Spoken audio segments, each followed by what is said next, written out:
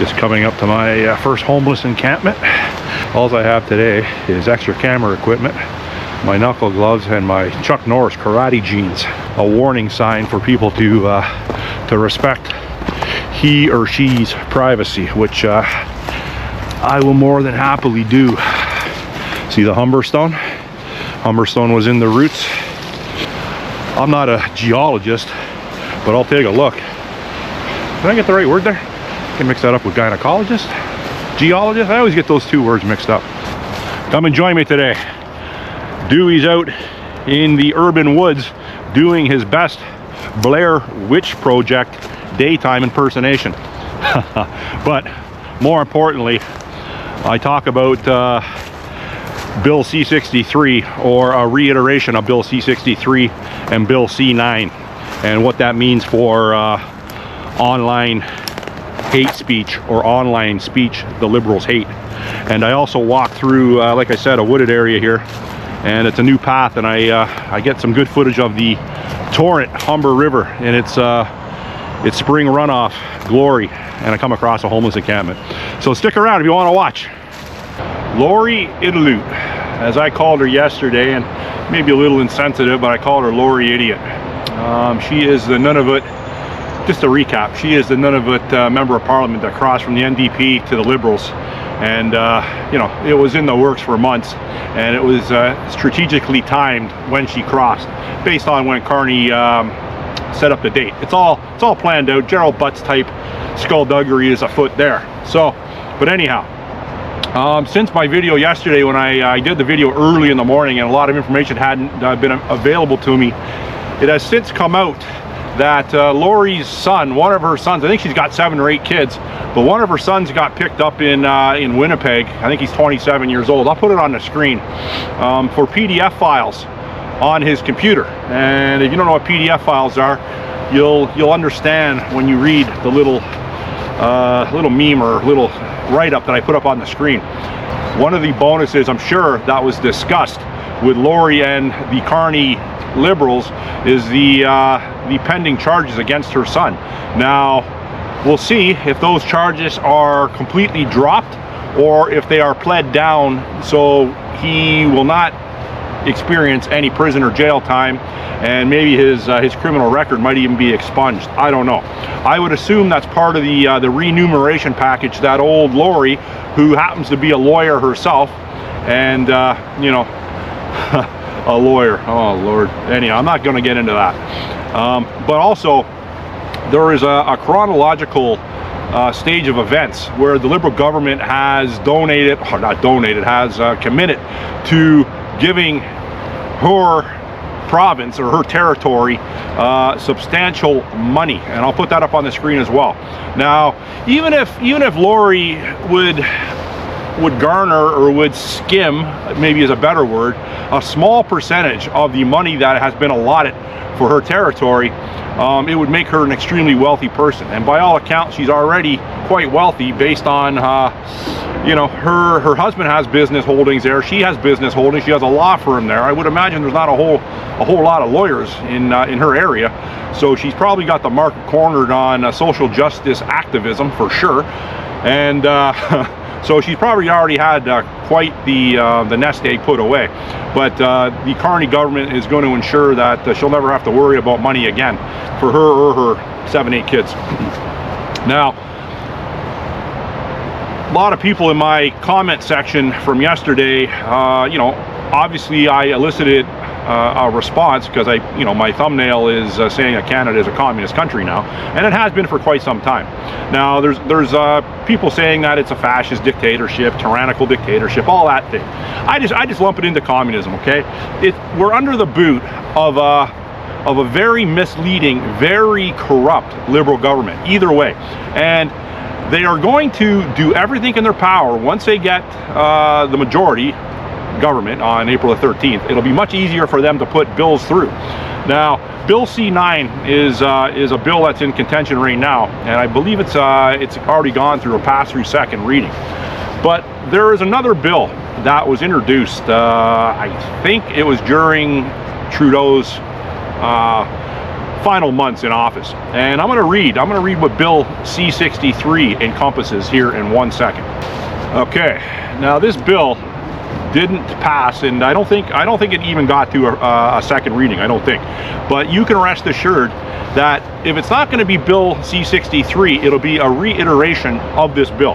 And I'm going to read what this bill entails. And okay, so it was proposed that Bill C-63 was going to regulate social media platforms. Platforms would have a legal duty to reduce harmful content. They would need systems to quickly remove or limit harmful material. Number 2, target specific types of harmful content. The bill focuses on content such as child sexual exploitation. I didn't think the Liberals were big into curtailing that, to be honest with you. I didn't think they cared about that whatsoever.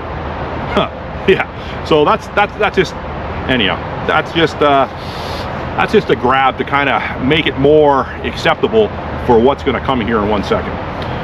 Non-consensual sharing of intimate images. Okay. Content that promotes self-harm. Okay, makes sense. Content used to bully or harass children. Okay, I'm with it. Hate speech and extremist content. That's where they are going to get a complete and total buy-in for hate speech. But in essence, it's not hate speech, it's speech they hate. Now, who's going to be regulating this? And that is the common question that people raise, is who is going to be regulating hate speech and extremist content? Right. It's going to be the people that are double N95 masked up, poison dart frog hair, lined up for their 13th booster. That's who's going to be regulating the online hate speech and extremism. Okay? Now, I'll continue. Number 3, create new regulatory. It would establish a new Digital Safety Commission of Canada to investigate complaints, find companies that fail to act, set safety standards for platforms. Okay, so I read into that. There'll be a snitch line. So any number of people that watch my sort of content, my specific videos, can just pick up their phone and either text, email, or snitch to a 1-800 or a 188 number and say, Dewey roams, I don't like what he says. Investigate him. There are already liberal institutions doing this, and I believe one of them is the Anti-Hate Network. Unofficially, it is not associated with the Liberal Party, but I think it is, and people have stated that. I'll continue. Number 4, strengthen hate crime laws. This bill also proposes changes to the Canadian Human Rights Act and Criminal Code of Canada to address online hate speech and hate crimes. Okay, now, potential penalties. Social media companies could face fines up to 6% of global revenue or 10 million, which is ever higher. Courts could impose peace bonds to prevent someone from committing a hate crime. Bill C-63 has not become law. It was introduced in 2024 by Liberal government led by Justin Trudeau. Blah, blah, blah. There's going to be a reiteration of this introduced once they have majority government. Now, you may or may not be aware that in the UK, approximately 30 people a day are arrested for a total of around, last time I checked, for a total of around 12,000 people per year are arrested for online hate crimes. 12,000 people. That is more than any other country combined. And that's in the UK with that beta cuck, Keir Starmer. And that's, like I said in lots of my videos, and I'll continue saying it, Mark Carney and Keir Starmer are cut from the exact, I should say cucked from the exact same cloth. And I believe that, well, I know that Mark Carney is visiting with Starmer again later on this week. Like I touched in my video, I think it was 2 videos ago, that Carney is going to be out of the country for 73 days after this Norway trip and UK trip. Now, I've been told, or I've heard through the grapevine, that he will be spending March break, the remainder after this political trip, in Italy. So that will bring him over, what, 80 days abroad? Anyhow, Mark Carney knows, Mark Carney knew before he even became Prime Minister on April 28th, if he didn't get a majority government, he was promised that somehow they would get the majority government through people crossing the aisle. And this was all planned out. I don't know who was planning it out, but I keep on gravitating again to that Gerald Butts lizard. He is a very sharp lizard. So I would imagine he was a key player or instrumental in setting Mark Carney's progress in motion. So Mark Carney, that's why he goes around with this little lizard grin on his face all the time, because he knows the fix has been in from day one, from 2020 when he started advising that dandy Justin Trudeau. You know, Justin Trudeau, he knew he wasn't you know, prime ministerial. He knew he was just installed because they had dirt on him from any sort of deviant things he's done, and his name, and all these liberal these liberal Karens and whatever think he was good looking. Let's vote for him. You know, he's a good guy. Whatever. So, in wrapping this up, Bill C-63, or a new iteration of that, Bill C-9, they are going to put the boot down on our necks. So I'm going to wrap this video up in the woods here. Relatively uneventful, but I'll put my trek through the woods, and I'll show you the Humber River in its spring melt rage at the end of this video, if you want to continue watching that. I didn't come across any wildlife, came across a homeless encampment. So thanks for watching. You got any questions, comments, or concerns, put it in the comment section, and I will try to get back to you. I'm getting a lot of emails these days too from watchers, from people that view my channel. So I'm having a tough time between my channel comments and my emails. A lot of people send me, like, you know, very, very detailed emails, and bear with me, I'm trying to get back to them as well. Thanks for watching.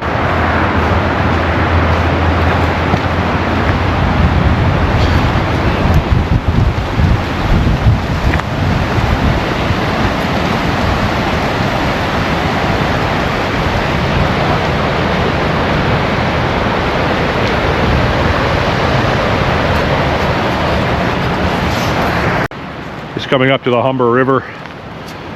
Earlier on video I had the Humber Creek. Now I haven't been down here, well, last time I was down here I crossed the river when it was frozen, so I'd say that was about 2 months ago, thereabouts, give or take. And today what I'm about to show you, I don't think the river is quite passable or crossable today.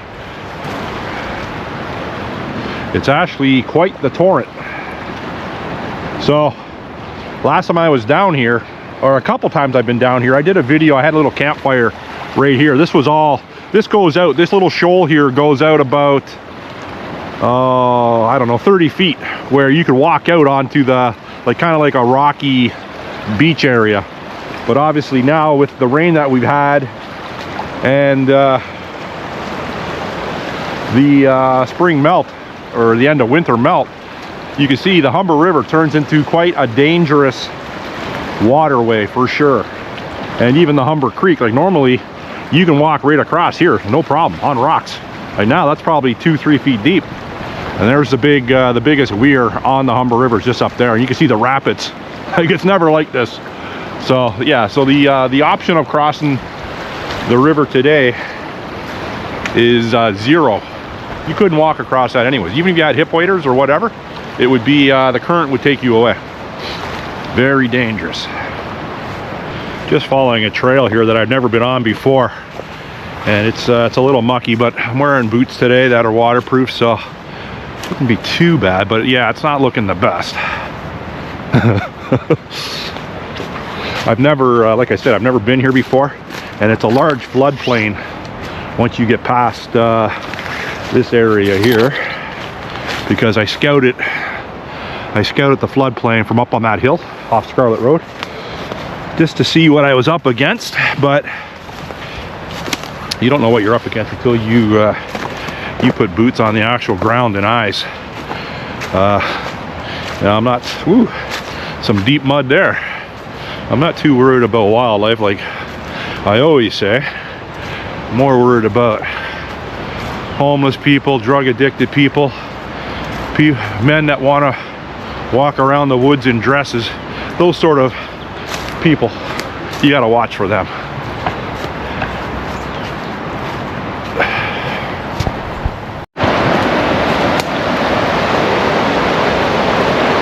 The river is angry.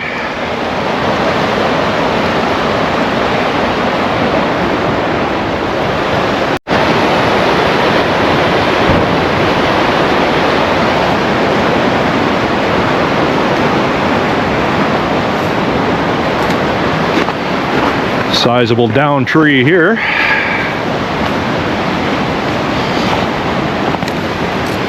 Been down for quite a while.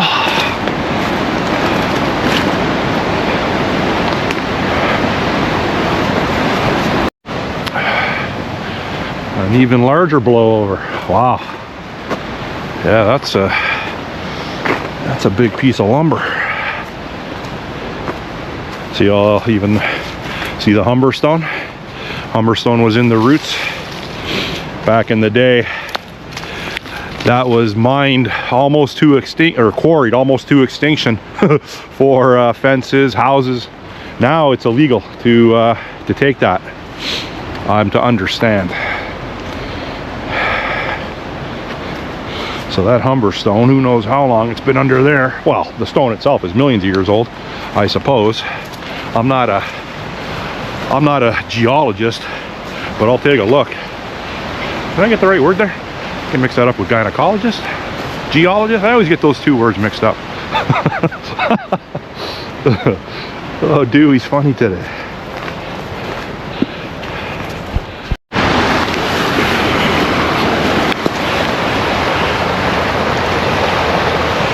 We all know what did that. And if you don't, yeah, a beaver did that.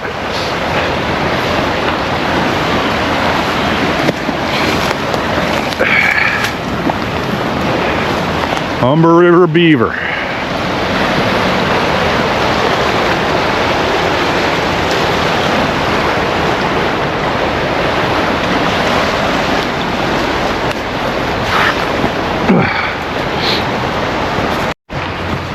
Just coming up to my first homeless encampment. Like I said, I've never been down here before, and when you do come down and do this sort of thing, you have to be very, very aware of your surroundings. And I don't have any trekking poles with me today. All I have today is extra camera equipment, my knuckle gloves, and my Chuck Norris karate jeans. That's it.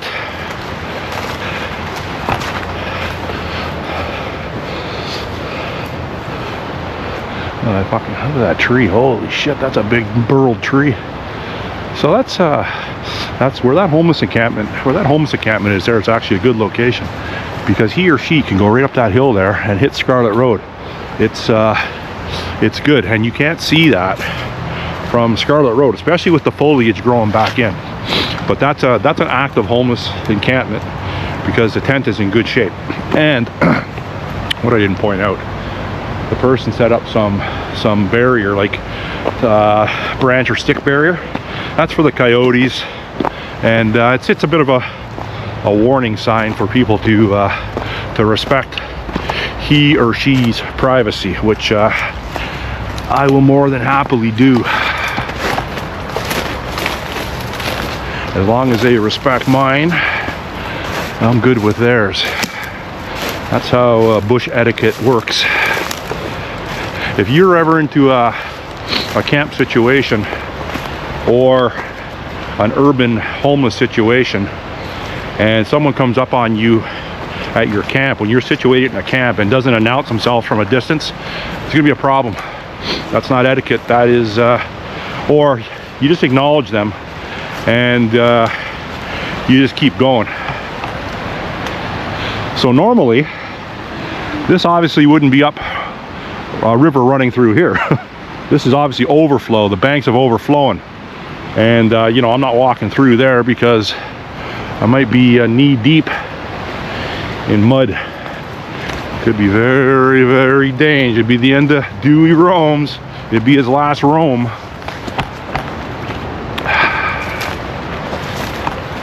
That's actually an easy access point out of here, and that's probably where I'll come back out and go up there.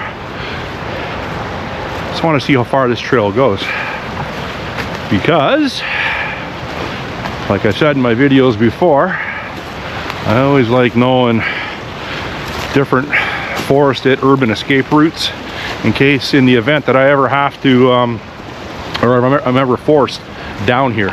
Now you can see there's lots of empty alcohol containers. That's usually the case. So essentially now that piece of land over there is an island. And normally that, you know, like I said, I'm down here. I've said that 100 times. I get it. But normally, I'm assuming that would be part of this land here. But you know what? But then again, you look at these banks too. Huh? You know, maybe there is a constant sub river or a fork in the river that goes through here. Huh? Because these banks are quite high. And I'm assuming some water had to do that.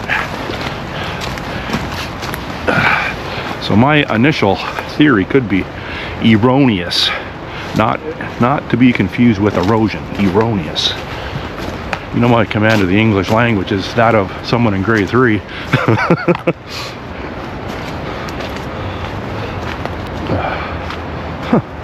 Very interesting. We'll come across another homeless encampment.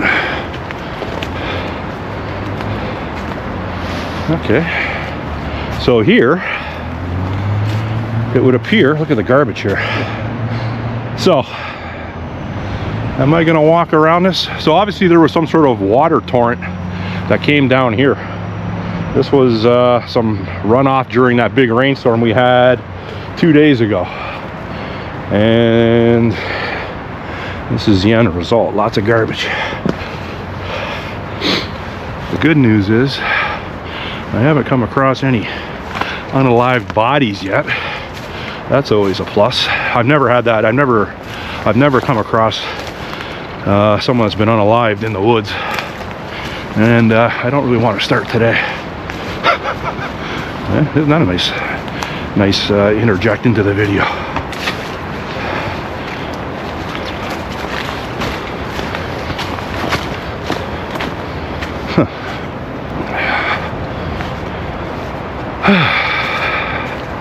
I think I'll take a break here and we'll talk a little politics.